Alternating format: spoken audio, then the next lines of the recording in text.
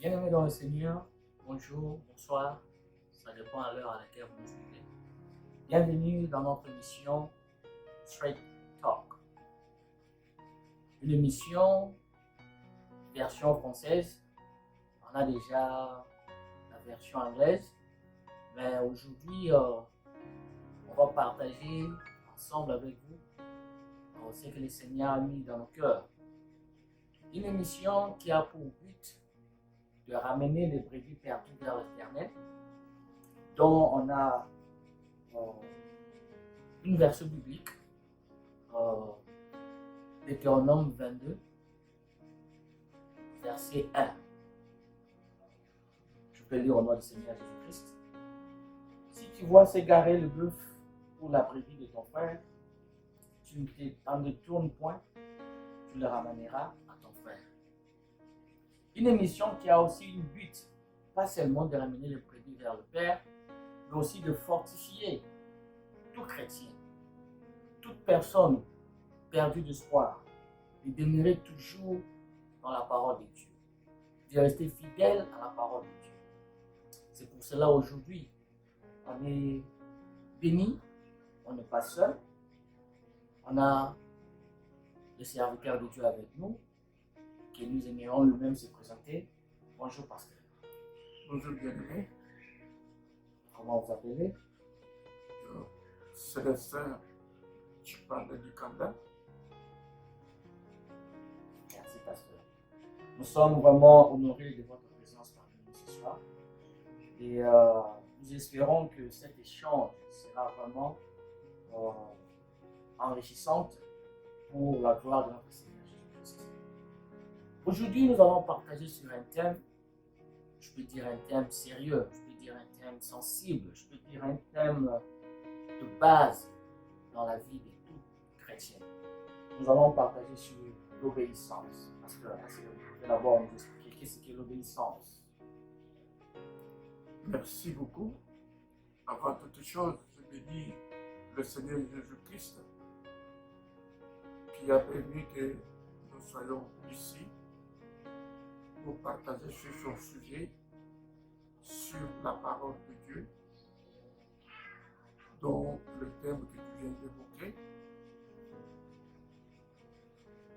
Parler de l'obéissance, c'est la clé pour plaire à Dieu. L'obéissance, c'est une obligation normale de la créature. Parler de l'obéissance, c'est toucher même au cœur de Dieu, à l'amour parfait de Dieu. Parce que Dieu, dans son grand amour, quand il a créé le premier homme, appelé Adam, il lui a donné un ordre. Il lui a dit de ne pas manger l'arbre de la connaissance du bien et du mal. Mais nous voyons que le premier homme n'a pas obéi à l'ordre de Dieu. Il a désobéi. Il a écouté la deuxième fois, qui vient toujours après la parole de Dieu, et il a désobéi. Il a mangé l'arbre de la connaissance du bien et du mal, et cela a entraîné la mort. Le monde entier, aujourd'hui, nous voyons les animaux qui meurent, les poissons qui meurent, les oiseaux qui meurent, l'homme meurt. Et cela pour confirmer la parole de Dieu dont le serviteur de Dieu a dit à un homme que Dieu même avait choisi. Dieu avait oint. Je citerai ici le nom de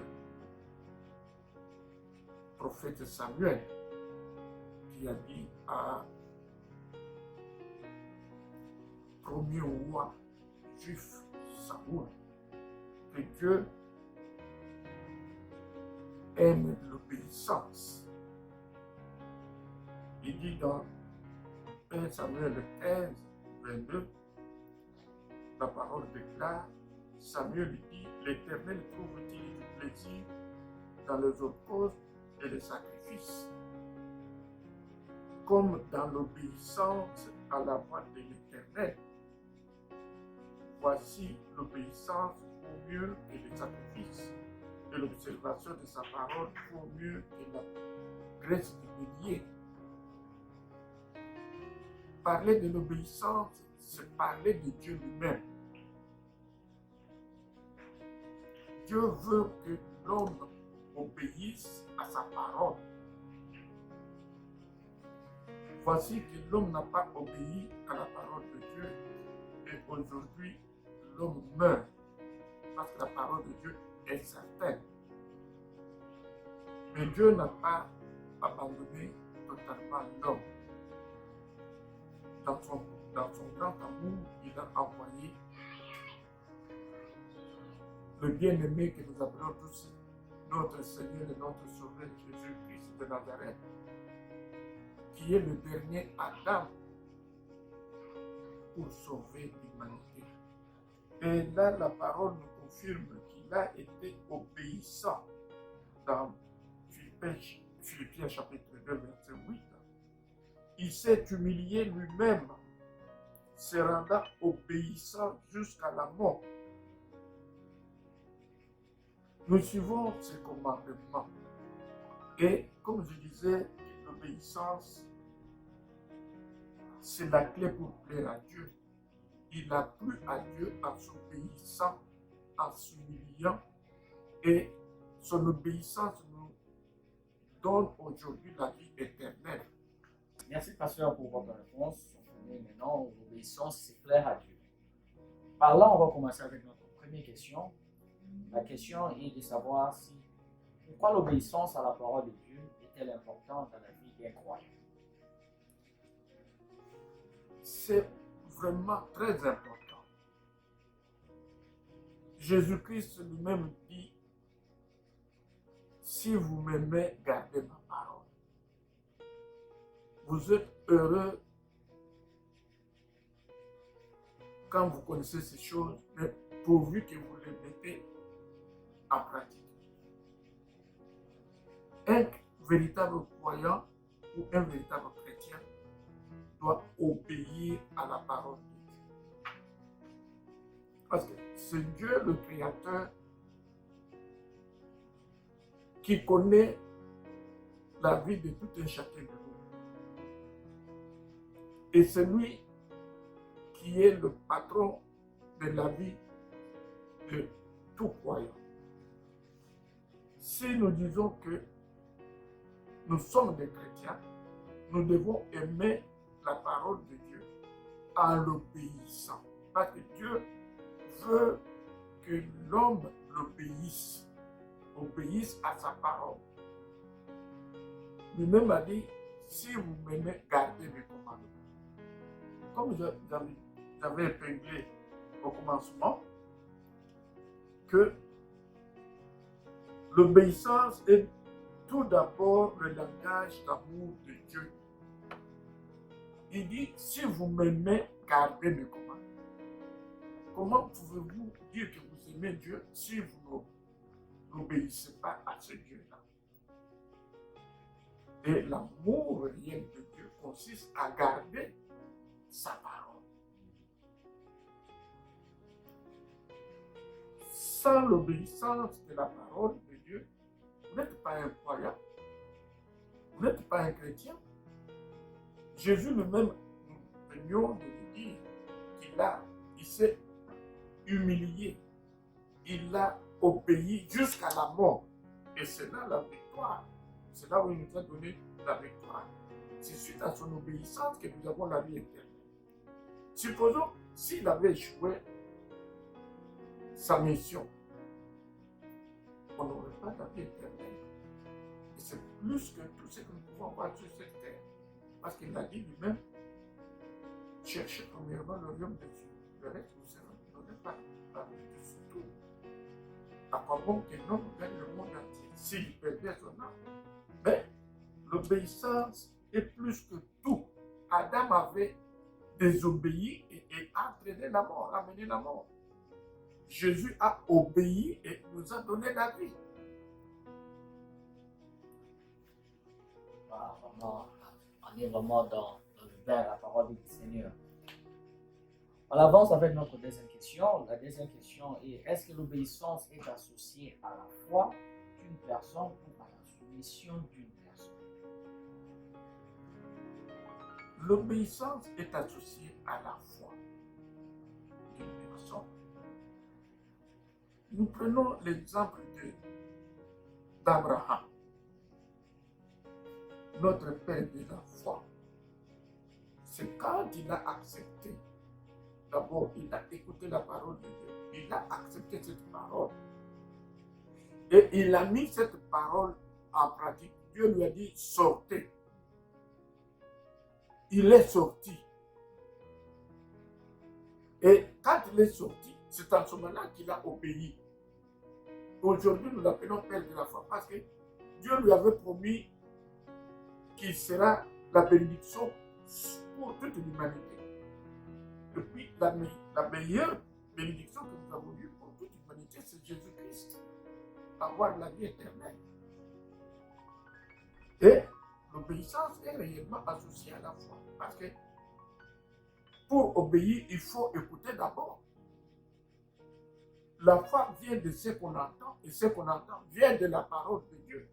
Et si vous entendez la parole de Dieu, et vous obéissez à cette parole, c'est par là où nous confirmons que la foi, l'obéissance est associée à la foi. Il faut avoir foi d'abord à Dieu et obéir à cette parole. Maintenant, la question nous est posée maintenant de savoir pourquoi les gens d'aujourd'hui n'obéissent-ils pas à la parole de Dieu. Parce que c'est comme s'il y a des doutes, il y a mille questions qui se posent, il y a, je ne sais pas, je peux dire, la confusion dans le corps de Christ, il y a celui-ci a dit ceci, celui-ci a dit cela, mais c'est comme si l'obéissance à la parole qui est Jésus-Christ, les gens d'aujourd'hui n'obéissent pas à la parole de Dieu. Jésus lui-même l'a confirmé dans sa parole. Ils ne me connaissent pas. Ils ne connaissent pas le Père. Ils n'obéissent pas parce qu'ils ne savent pas qui est ce Dieu-là. Ils ne le connaissent pas. Il a dit lui-même d'apposer mon peuple meurt faute de connaissance. Quand on ne connaît pas le véritable Dieu, quand on ne connaît pas la parole de Dieu, quand on n'a pas ça, on se conduit comme un animal. On vit comme un animal. Alors,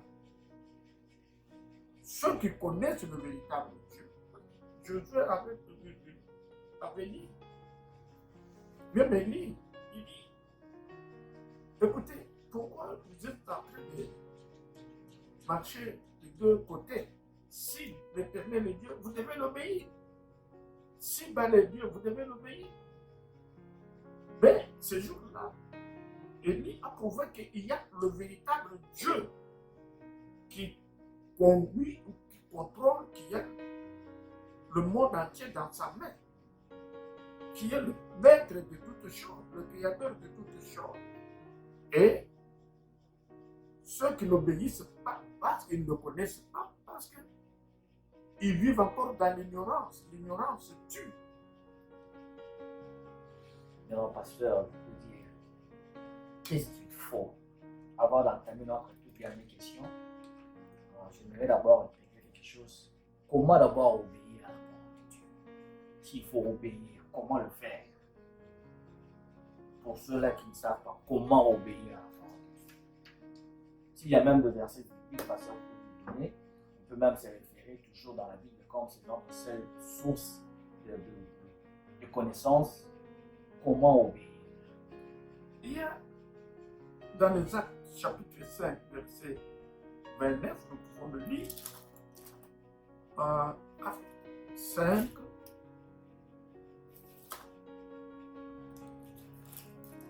verset 29. Nous voyons les apôtres du Seigneur. l'apôtre Pierre. On leur avait interdit de ne pas parler de Jésus.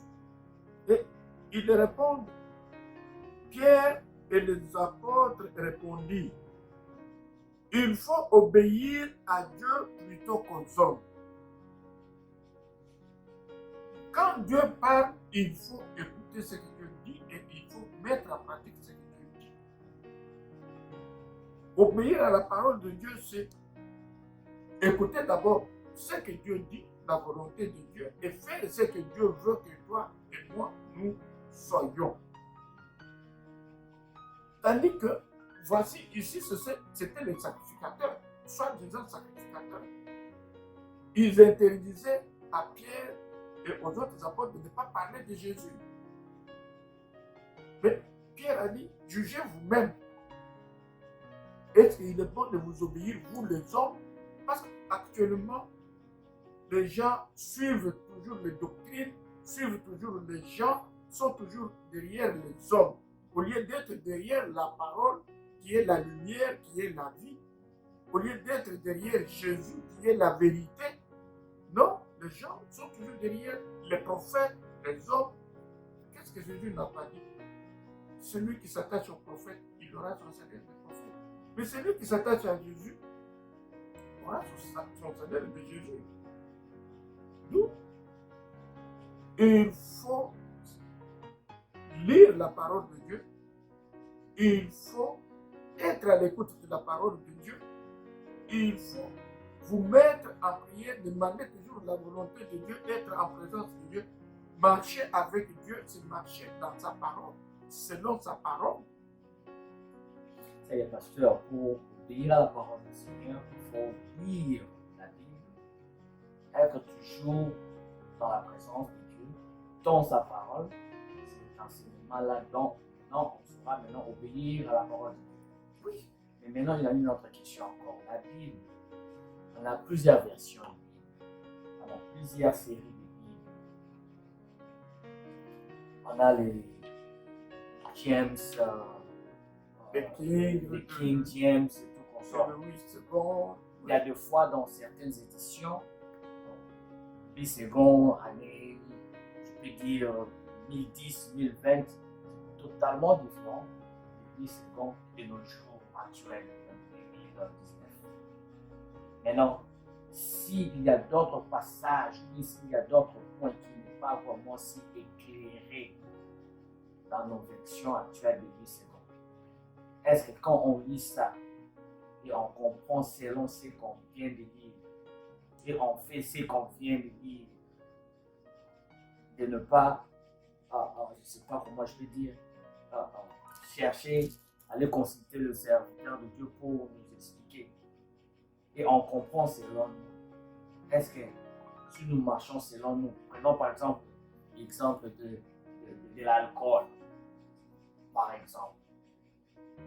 On comprend que dans la Bible, premier miracle de Jésus, Jésus a transformé l'eau en vin.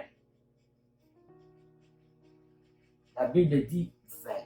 On connaît bien que dans le vin, il y a l'alcool. Si un frère, un croyant qui comprend, qui a bien lu ce passage, il prend un petit vin chez lui, est-ce qu'il obéit à la parole de Dieu ou il n'obéit pas à la parole de Dieu? Merci. Avant de répondre à cette question, il faut que le croyant, le véritable croyant, même quand nous avons parlé de lire la parole, il ne faut pas lire la parole comme on lit un livre normal. Il faut demander toujours la présence du Saint-Esprit que Jésus nous a laissé, nous a donné. Il a dit, je vous donne le Saint-Esprit qui va vous conduire dans toute la vérité. Je prends un cas simple. L'eunuque éthiopien venait de l'Éthiopie, d'Israël. L'eunuque éthiopien venait d'Israël, de la prière. Mais il lisait les Écritures d'Ésaïe, il ne les comprenait pas. Tu peux lire ces Écritures comme un simple livre et tu ne le comprendras pas parce que c'est spirituellement qu'on en comprend. Dieu qui avait vu le souci de cet Éthiopien a envoyé son fils Philippe. Va, j'ai mon enfant là qui a des difficultés. Et quand nous nous mettons en présence de Dieu, nous demandons la présence du Saint-Esprit de nous conduire dans la vérité, il n'y aura pas d'interjecter dans les Écritures parce que le Saint-Esprit ne se contredit pas. Il faut être toujours sous la conduite du Saint-Esprit pour comprendre les Écritures. Le cas que vous venez d'évoquer, le cas de l'alcool, quand on n'a pas le Saint-Esprit de Dieu, il dit bien, ne vous enivrez pas de l'alcool, du vin, mais enivrez-vous du Saint-Esprit. Pourquoi on ne veut pas chercher la présence de Dieu, s'enivrer de l'Esprit de Christ? Parce qu'il dit, si vous n'avez pas l'Esprit de Christ, vous n'y êtes pas favorable. Pourquoi on ne cherche pas l'Esprit de Christ? Pour nous conduire, on cherche toujours les hommes pour nous conduire. Ici, nous venons de voir les hommes qui interdisaient les apôtres de ne pas parler de Christ. C'était les hommes que Jésus avait laissés, les sacrificateurs. C'est eux qui conduisaient l'Israël, qui se croyaient être les connaisseurs de la loi. Mais Pierre leur avait dit, est-ce qu'il est bon d'obéir à Dieu? Dieu leur dit, allez, j'ai des âmes à sauver. Eux, pour sauver les âmes, il faut le nom de Jésus. Il n'y a pas de salut en aucun nom. Le salut est seulement dans le nom de Jésus. Mais eux veulent empêcher les gens de ne pas parler de Jésus. Alors, laissons-nous conduire par le Saint-Esprit. Quand vous aurez le Saint-Esprit de Christ, le véritable esprit, parce qu'il y a l'esprit et l'esprit, tout esprit n'est pas de Dieu. La parole nous dit, ne vous confiez pas à n'importe quel esprit. Il faut sonder les esprits pour savoir s'il est de Dieu. Mais l'esprit de Christ, Jésus, est le seul qui sait nous conduire dans toute la vérité. Toute la vérité, parce que la parole est la vérité. Sanctifie-le par ta parole est la vérité. C'est la parole de Christ qui est vérité. Vraiment, merci, pasteur. On est presque à la fin de notre émission. Je ne sais pas si vous avez un mot à dire à la fin pour les personnes qui vivent, qui ne savent pas comment lire la parole de Dieu, qui ne savent pas comment prier, qui se posent mille questions, où est Dieu, comment s'approcher de Dieu. Je ne sais pas si vous pouvez quelques mots pour les encourager, pour les fortifier, comme c'est l'un des buts de notre mission Straight Talk, pour fortifier et ramener le brebis perdu dans le Seigneur. Notre Seigneur Jésus connaît toute personne sur cette terre. Quel que soit le lieu où tu es, la première des choses, c'est chercher la face de Christ. Chercher ce Jésus-là.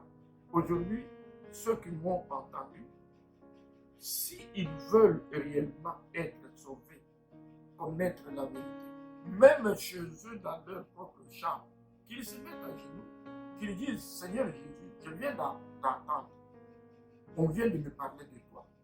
Si c'est réellement toi qui a parlé à travers cet homme-là, Seigneur, j'aimerais te voir. J'aimerais que toi tu me parles aussi.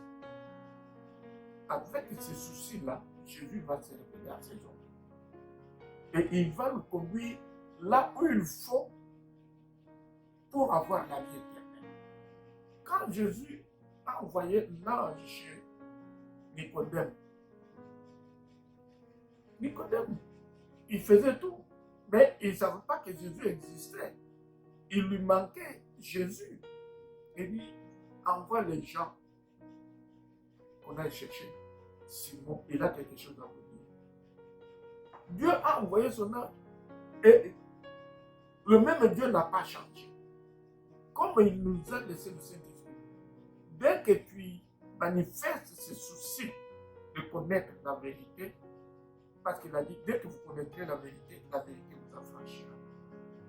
La vérité, c'est Jésus seul qui est la vérité.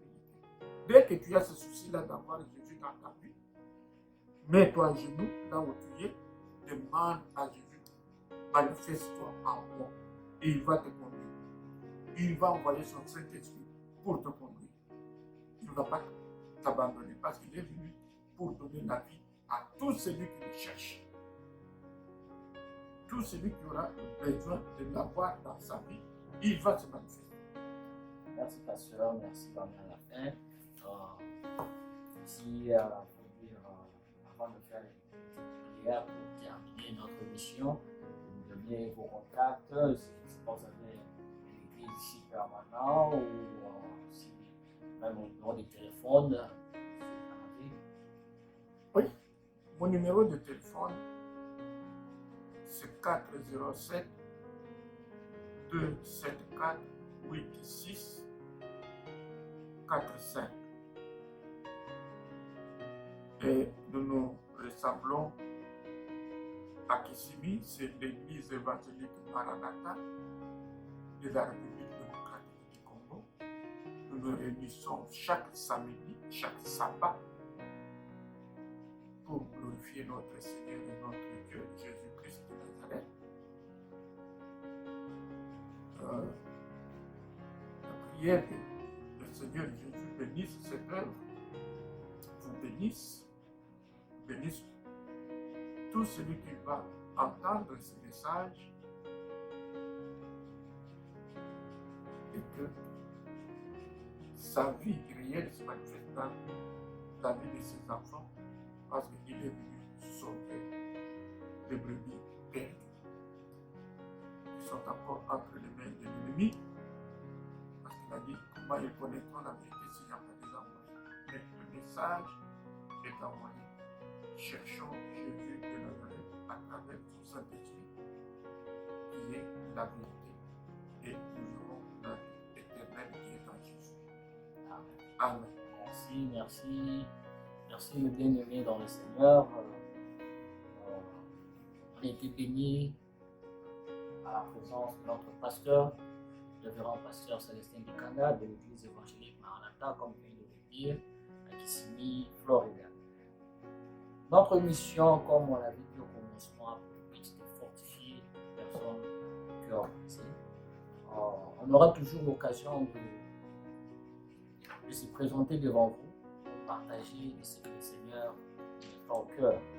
Et il y aura plusieurs diversités de sujets. Aujourd'hui, notre thème, notre sujet était sur l'obéissance.